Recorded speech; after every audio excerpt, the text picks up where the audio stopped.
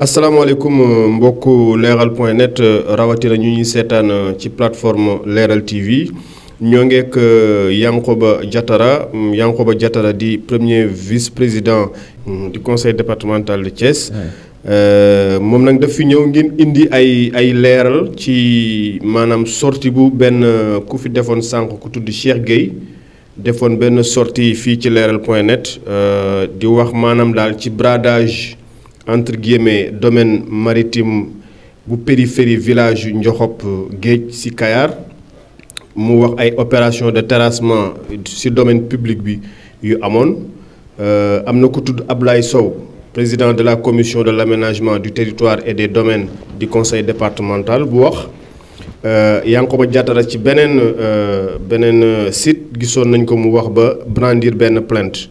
waaye dañ koy rek xanaa jox parole bi moom droit de réponse la mu vraiment indi ay éclairage Yankoba Diatara ñoo ngi lay nuyu ñoo ngi lay déglu. maa ngi leen di fay kon asalaamaaleykum mbokku leeral.net mbokku leeral TV maa ngi leen di sant leen gërëm ci opportunité bi ngeen ñu may pour ñu mën a waxtaan ak Sénégalais yi ci li nga xam ni moom la ñuy wax naan ay bradage u domaine maritime bu Kayar ma am samay xarit woo ma yëgal ma ni am na benn interview bu Cheikh Gueye def nga xam ne mooy promoteur complexe hôtelier bi nekk Kayar def ci mbiru domaine public maritime ma bëggoon a rek leeral wax ni ñun ñu ngi ñëw conseil départemental bu Thiès le 21 juillet 2014 ci la ñu fal installé bureau bi depuis bi ñu installé amul benn délibération amul benn këyit bu conseil départemental joxe ci domaine public maritime bu foofu la bi ñu egsee conseil départemental dañoo fekk ay dossiers yu fa nekk ñun sax préfet de Thiès moo ñu bindoon lettre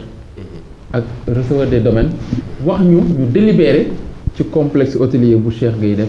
ci domaine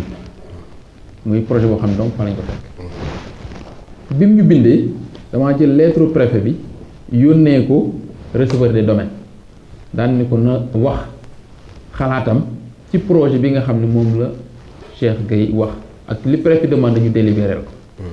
ma yónnee lettre bi receveur des domaines pour demander ko un avis circonstancié mooy avis boo xam ne day am ay éléments yu koy dëgëral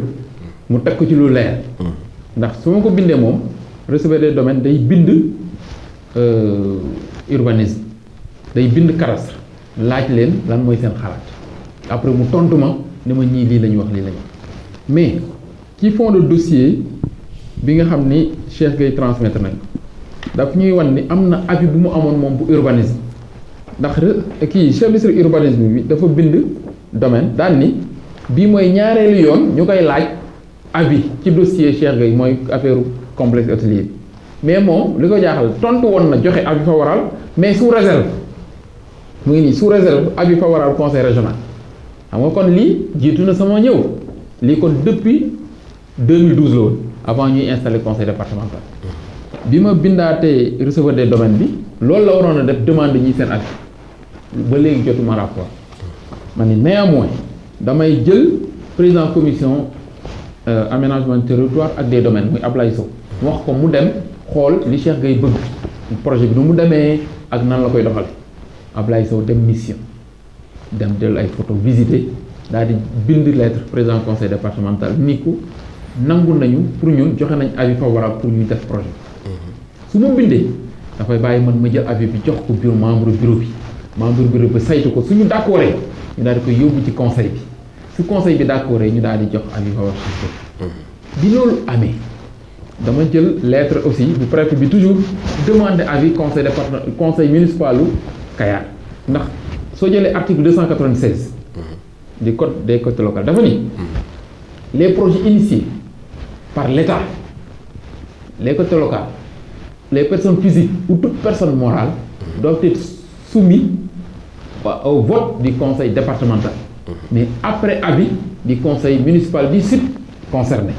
le site concerné c'est la commune de Kayar même su fekkente ni conseil départemental mooy joxe dañuy demander avis commune de Kayar bi ma yónnee lettre bi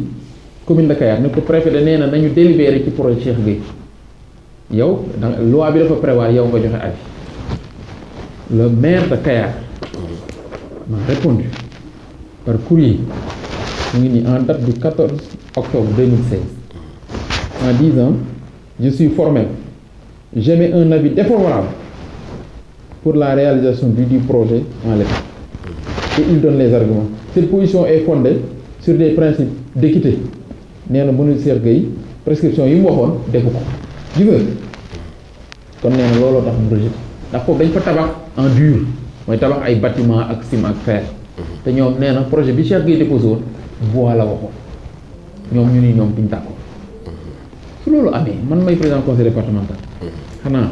dëkk bi ñu war a ànd ñu ne commune yi xanaa dinaa jéem moo wax ba ñun ñëpp ñu bokk position moo gën commune bi wax lii man ma wax lee ma ni comme loolu la damay instaurer une commission qui va s'occuper du domaine public maritime ndax xam nga ñun collectivités locales yi amuñu xaalis bëri mais dañu ni domaine public bi ñi nga xam dañ fa am ay occupation dañuy fay ay redevance ma ni su ma instaurer commission boobu dina recenser ñi am ñëpp occupation ci domaine public mooy ay usine de pêche dañ fa am te ñooñu depuis juróom-ñaari at fayuñu benn redevance conseil départemental budget de fonctionnement 143 millions Ablaye Sow mii dafa ñëw conseil daal nañu wéy président yéen a ngi naan Macky Sall joxu leen xaalis mais man recensé naa domaine public maritime bi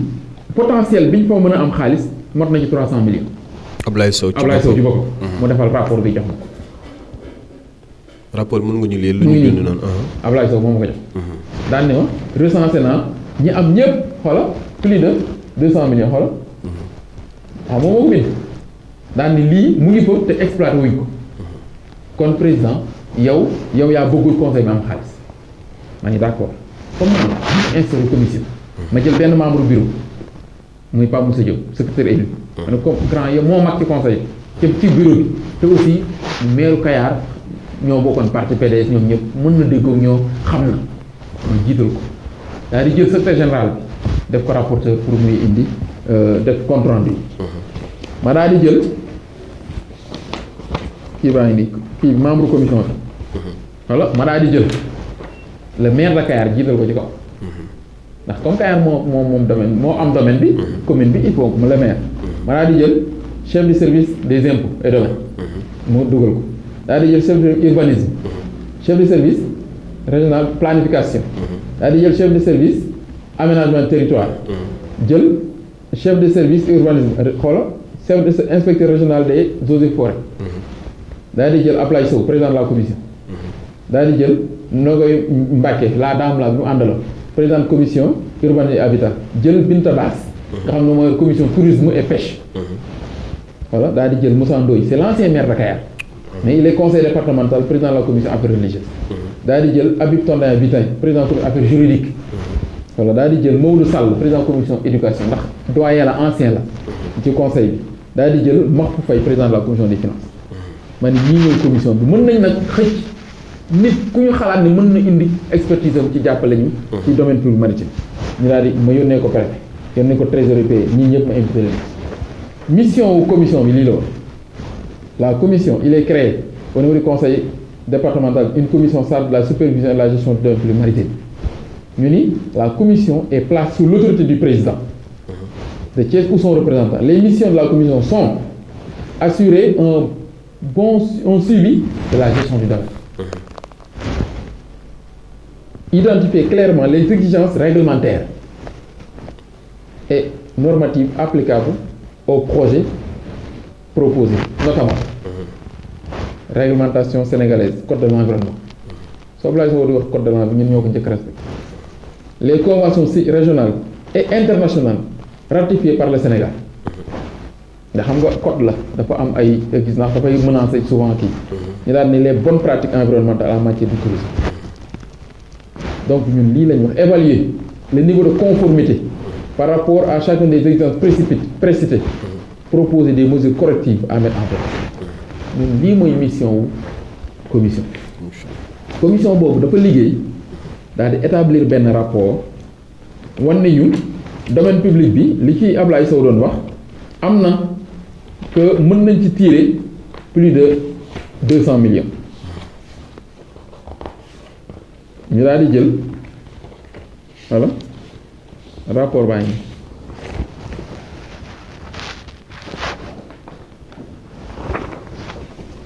da ngay gis ni. li mooy rapport commission bi. rapport commission une partie. wala lii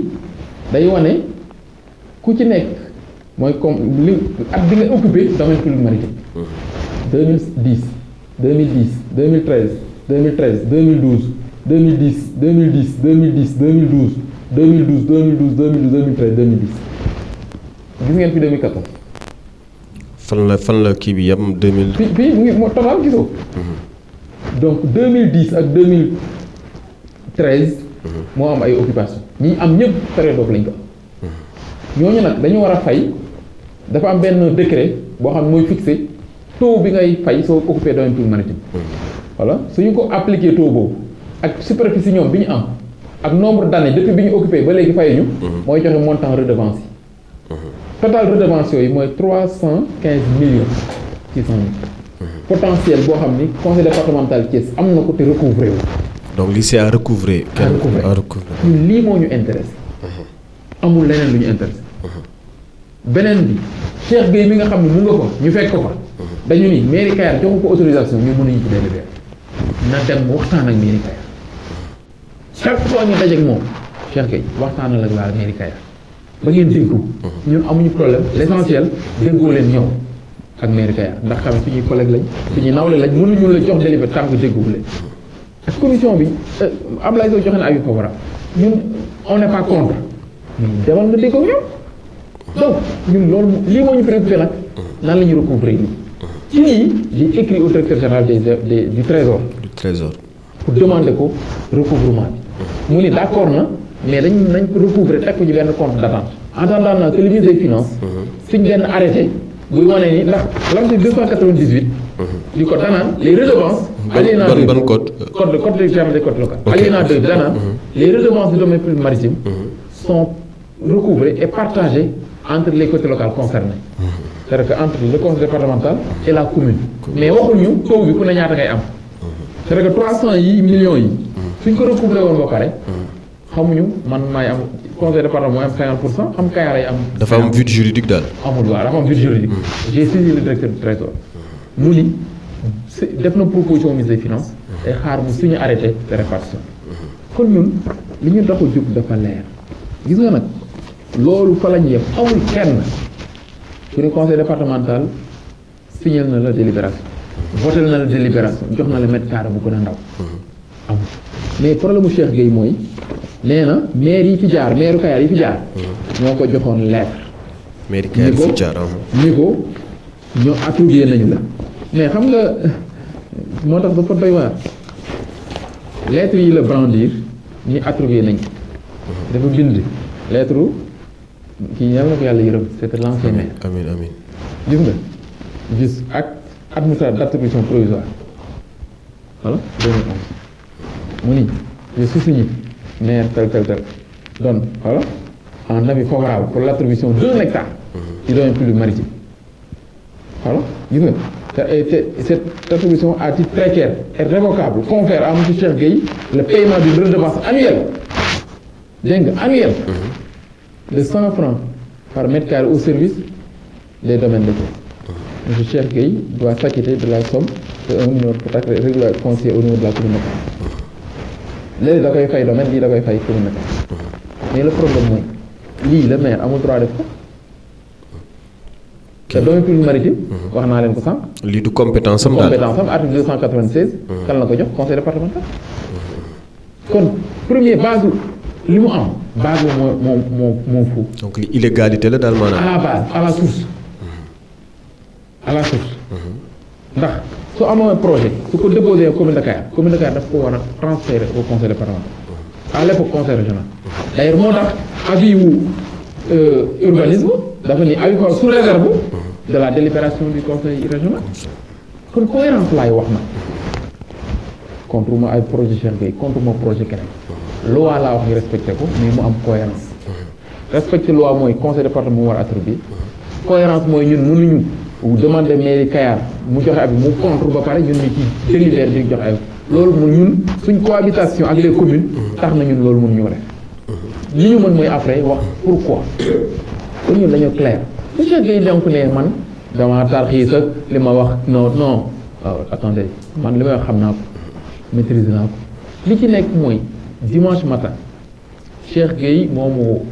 dama président dama dégg ni am na ay tracteur yi def ay aménagement ci doon terrassement au niveau de Kayar ma ne ko quel tracteur mu ne ma dégg naa ni yéen waa conseil départemental ma ne yéen yan mu ne ma président dagal naa nga ma woo jox la numéro commandant brigade bi de gendarmerie nga woo ko moom dina la leeral yónnee ma numéro par SMS ma woo commandant mu ne mooy président effectivement il y a des travaux mais on dit que c'est le conseil départemental ma ne ko mon commandant quel conseil je pense cette fois-ci daal Kayar comme dama doon yónni nit ñi rek cette fois je vais venir ma ne commandant xaaral maa ngi ñëw mu ne ma d'accord maa ngi soo ñëwee nga woo ma je me suis déplacé mais bi may dem damaa woo le président du comité ad hoc chargé de la supervision du domaine ma ne ko doyen dégg naa dafa am ay engins yu nekk Kayar di terrasse ça comme ça me surprend mu ne ma c'est vrai maa ngi ñëw nañ ko daje mais wóolu l'adjoint au maire j'ai appelé l'adjoint au maire ma ne ko maa ngi ñëw ak le commandant ñu dem ndax li ma dégg il faut ma xool je suis parti à Kayar à la gendarmerie j'ai appelé l'adjoint au maire bi mu ñëw sax moo commandant bi woo ma ni ma bu mu ñëw ñu àndandoo ñun ñëpp fekk le doyen là egsi ñu àndandoo dem ci plage bi ñu toog tuuti Cheikh Gueye ñëw fekk ñu ko ma réunir leen ñoom ñëpp daani leen la ma waxoon sama bureau lay répété plage bi conseil départemental initié wu fi projet lotisé wu ko joxul kenn avis favorable commission lañ teg buy réunir liggéey ci domaine public maritime bi tant que déposéwul ay conclusion mënuñu fi prononcer. kon ñen ñooy def terrassement yi ak waaw dafa naan ma ni mais comme wax nañ ma ter nañ dem xool ñun ñëpp ñu ànd dem xool biñ demee ñu gis gor bi ma ni kan moo ko fi teg le géomètre ni ma man ne ko koo ko sant mu ne ma waa commune de Kayar ñoo ko jox plan. waa commune de Kayar. man laaj l'adjoint au maire mu ne mooy président plan bi ñun sax délibéré nañ ci mais plan bi ça vient du conseil départemental. man ko mais monsieur le maire kon conseil départemental est-ce que su ma la yónnee plan bi xanaa dinaa la yónnee bordereau dinaa la yónnee lettre xanaa dinaa leen ni plan dinaa wax woo le maire ne ko monsieur le maire def naa projet kat ci domaine bi xanaa nañ ko waxtaanee. mais yónnee leen plan noonu rek ñu ne ma xaw ma Coulibaly moo ko fi indi tout ça man ko xam leen ni conseil départemental yónneewul plan. amul géomètre yónneewul fi tracteur amul kenn ku ni initié nañ fi benn projet kon il faut que mu leer man le gendarme je l'ai dit devant vous mon commandant koo fi dégg mu ñëw te am lu mu fiy terrassé wala lu mu ciy def il faut l'arrêter man ko dès demain je vais saisir le préfet du département et le lendemain j'ai écrit une lettre au préfet pour lui dire monsieur le préfet il m'a été donné de constater qu'il y a des agissements sur le domaine public maritime il faut instruire vos services de sécuriser le domaine man foofu laa ci defee loolu sama jaan wàcc na et je dis le jeudi prochain comme tey je vais convoquer la commission wax leen man li ma gis mais également samay orientation et je vais même dire après je reprends en main la commission que man maa koy présider léegi et j'étais très clair que je ne délègue plus man maay ñëw toog lu ñuy def ñu koy defandoo ensemble mais avant grande surprise le mardi ma xëy ñii ma taal rajo dégg en direct de Kayar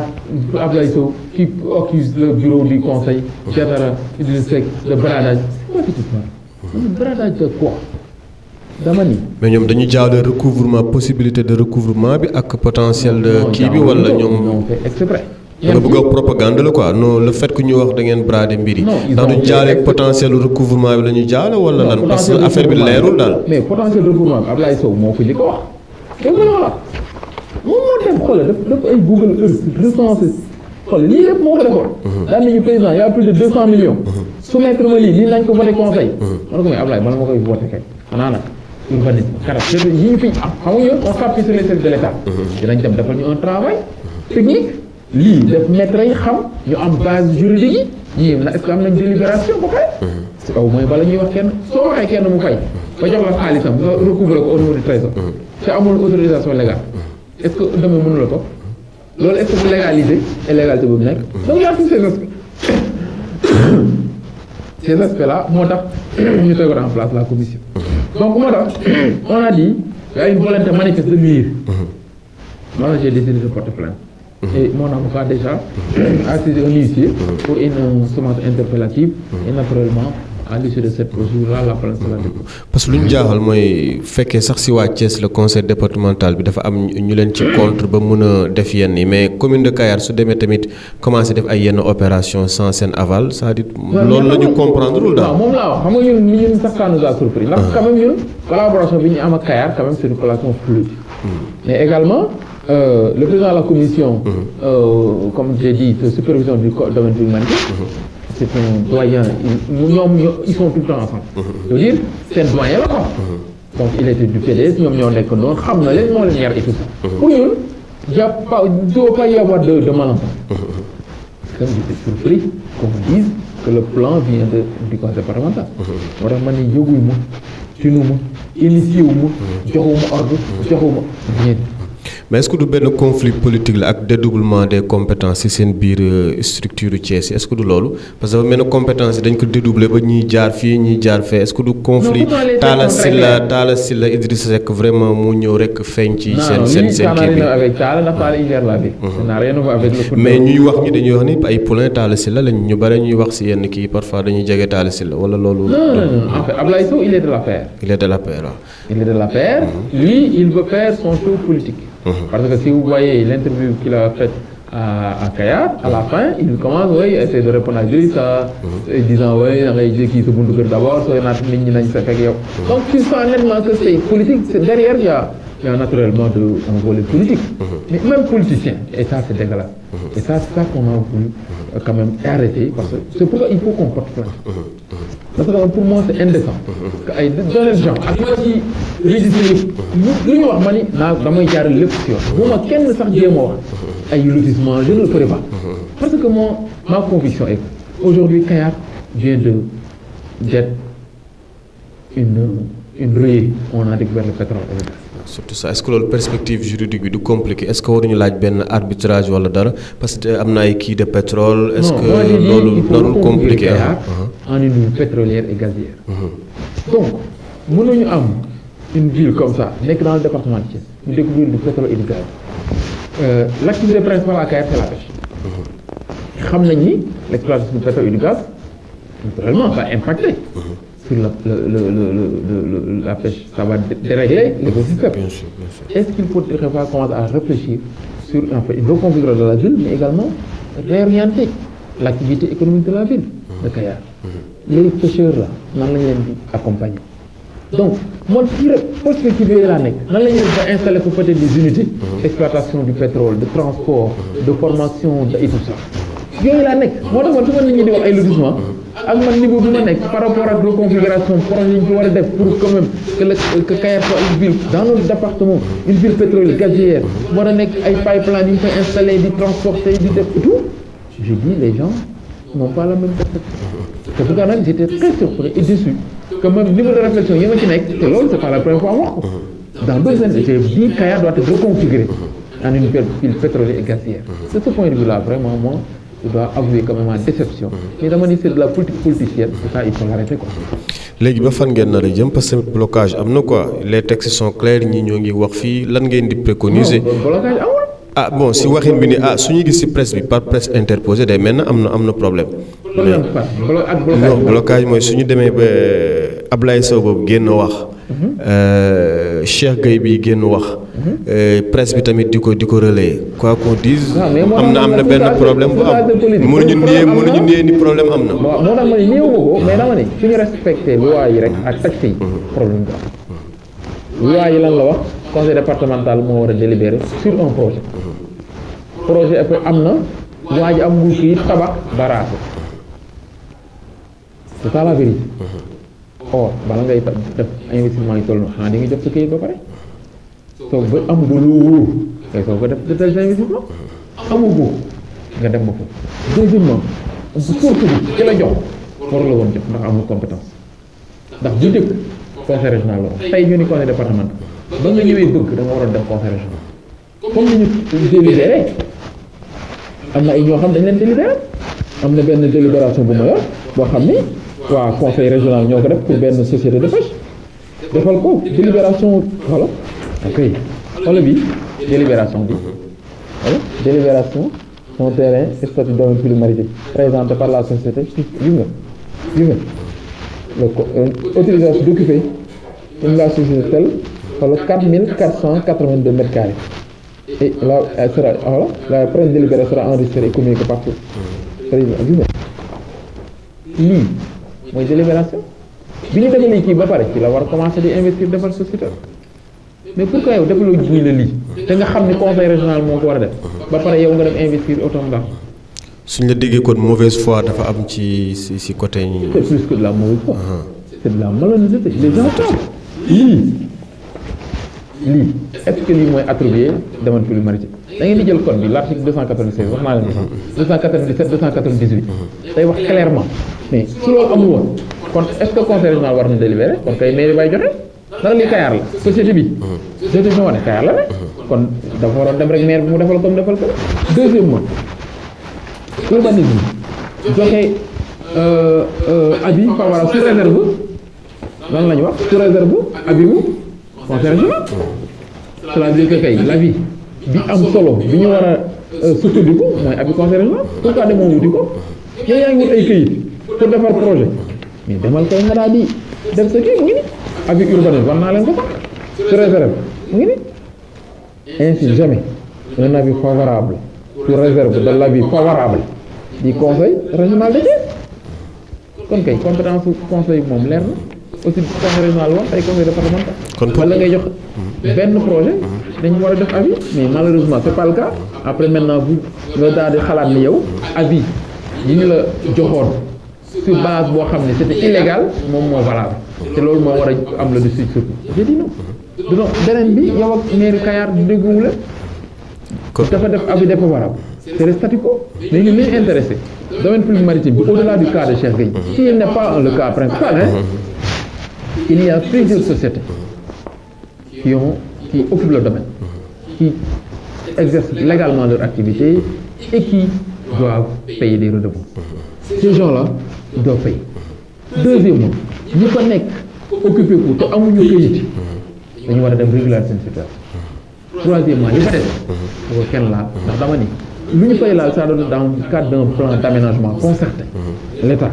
la commune de Kayar le conseil départemental ñun ñëpp ñu xool lan lañ fay def ndax c'est vrai il y a des agressions ndax xam nga wax naa leen sax ay américains yoo xam ni dañ leen a jaay benn village bu nekk côté Bambilor dafa leen a jaay 3000 plus de 3000 mètres carrés